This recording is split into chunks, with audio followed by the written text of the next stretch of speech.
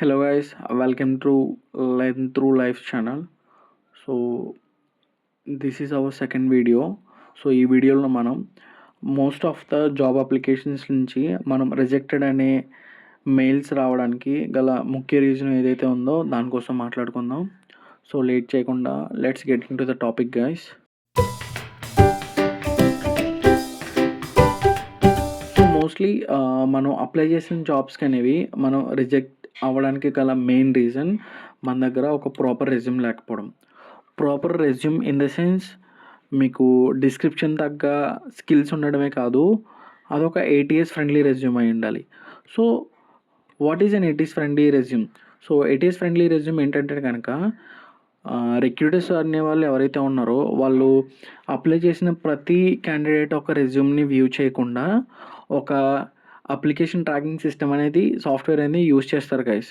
So దాంట్లో ఏమవుతుందంటే ఎవరైతే అప్లికెంట్స్ ఉంటారో వాళ్ళు అప్లై చేసిన రెజ్యూమ్స్ అన్నీ కూడా ఆ పర్టికులర్ సాఫ్ట్వేర్ అనేది అనలైజ్ చేసి ఈ రిక్రూటర్స్ వాళ్ళు జాబ్ పోస్ట్ చేసేటప్పుడు ఏవైతే కీవర్డ్స్ ఆర్ రిలవెంట్ సాఫ్ట్వేర్స్ కానీ స్కిల్ సెట్స్ కానీ ఏవైతే ఇస్తారో వాటికి రిలవెంట్గా ఉన్న రెజ్యూమ్స్ మాత్రమే షార్ట్ లిస్ట్ చేస్తాయి.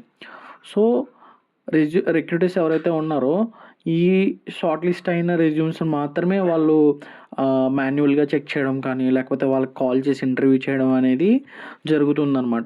సో ఈ ఫస్ట్ స్టేజ్లోనే మనకి మోస్ట్ ఆఫ్ ద రెజ్యూమ్స్ అనేవి రిజెక్ట్ అయిపోతాయి.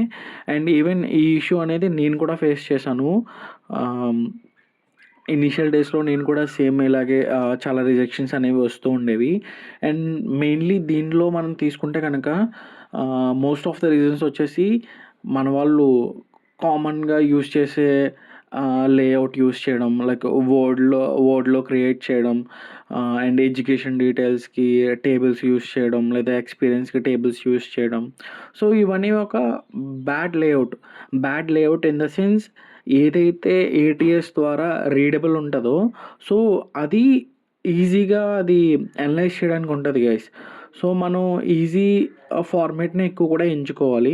అండ్ ఇంకొకటి ఏంటంటే ఎప్పుడైతే ఫార్మేట్ అనేది సింపుల్గా ఉంటుందో అప్పుడు మీకు మోర్ ఇంటర్వ్యూ కాల్స్ అనేవి వచ్చే పాసిబిలిటీ ఉంటుంది. అండ్ దాని రీడబిలిటీ కానీ మీరు యూజ్ చేసే కలర్ చాయిస్ కానీ కన్సిస్టెన్సీ కానీ ఇవన్నీ కూడా కన్సిడరేషన్లోకి వస్తాయి. అండ్ ఇంకొకటి ఏంటంటే మీరు యూజ్ చేసే కీవర్డ్స్ ఏదైతే ఉంటాయో అవి చాలా స్పెసిఫిక్గా యూజ్ చేయాలి.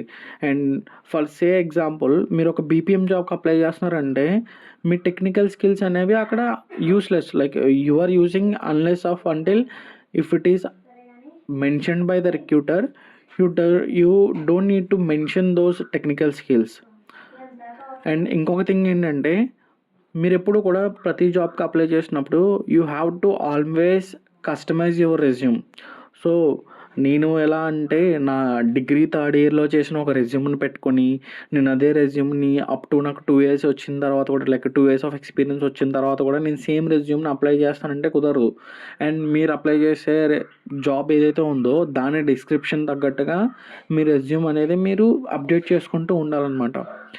And using of documents and JPG files as నేను స్టార్టింగ్లో చెప్పినట్టుగా సో డాక్ ఫైల్స్ కానీ లేకపోతే జేపీజీ ఫైల్స్ కానీ యూజ్ చేయడం వల్ల ఏమవుతుందంటే ఏటీఎస్ యొక్క రీడబిలిటీ అనేది తగ్గుతుంది.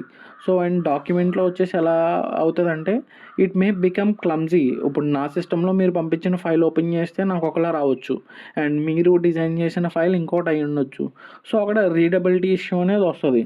అండ్ ఇంకొకటి ఏంటంటే జేపీజీ ఫార్మేట్లో ఏటీఎస్ అనేది దాన్ని అనలైజ్ చేసినప్పుడు మీరు మెన్షన్ చేసే మోస్ట్ ఆఫ్ ద కీవర్డ్స్ని అది అనలైజ్ చేయలేకపోవచ్చు. సో మీరు బెటర్ గో విత్ పీడిఎఫ్. నా సజెషన్ ఏంటంటే PDF it is subject to correction. So నేను ఎక్కువగా ప్రిఫర్ చేసేదంటే పీడిఎఫ్ యూస్ చేస్తాను. అండ్ ఇంకొకటి ఏంటంటే గైస్ మీకు ఒకవేళ ప్రాపర్ జాబ్ డిస్క్రిప్షన్ అనేది కావాలి లేదంటే స్కిల్ సెట్స్ అనేది కావాలన్నప్పుడు మనం ChatGPT or any other tools అనేవి యూస్ చేయొచ్చు. సో అంతా బాగానే ఉంది భయ్యా, మరి ఏటీఎస్ ఫ్రెండ్లీ రెజ్యూమ్ ఎక్కడి నుంచి తెచ్చుకోవాలి ఏంటి అని చెప్పేసి అడిగితే కనుక మార్కెట్లో కొన్ని వందలాది వెబ్సైట్స్ ఉన్నాయి ఏటీఎస్ ఫ్రెండ్లీ రెజ్యూమ్స్ క్రియేట్ చేసుకోవడానికి. అండ్ దాంట్లో పెయిడ్ ఉన్నాయి అండ్ లైక్ అన్‌పెయిడ్ కూడా ఉన్నాయి. కొన్ని ఫ్రీ వర్షన్స్ కూడా యూజ్ చేసుకోవచ్చు. Again there are some limitation you have to check. And once మీరు రెజ్యూమ్ అనేది క్రియేట్ చేసుకున్న తర్వాత సో ఏటీఎస్ స్కోర్ చెక్ చేసుకోవడానికి మల్టిపుల్ వెబ్సైట్స్ అయితే అవైలబుల్ ఉన్నాయి. మీరు వాటి ద్వారా చెక్ చేసుకోవచ్చు.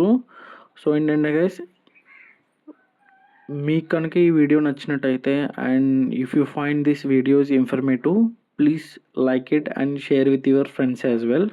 సో మనం నెక్స్ట్ వీడియోలో ఒక ఏటీఎస్ ఫ్రెండ్లీ రెజ్యూమ్ని ఫ్రమ్ స్క్రాచ్ నుంచి, అంటే ఒక జాబ్ డిస్క్రిప్షన్ మనం తీసుకుని దాన్ని అప్లై చేసేంత వరకు కూడా ఎలా చేయాలి అండ్ ఎలా క్రియేట్ చేయాలి అండ్ ఇంకొక థింగ్ ఏంటంటే కంప్లీట్ ఫ్రీగా ఎలా చేయాలనేది మనం నెక్స్ట్ వీడియోలో చూడబోతున్నాం.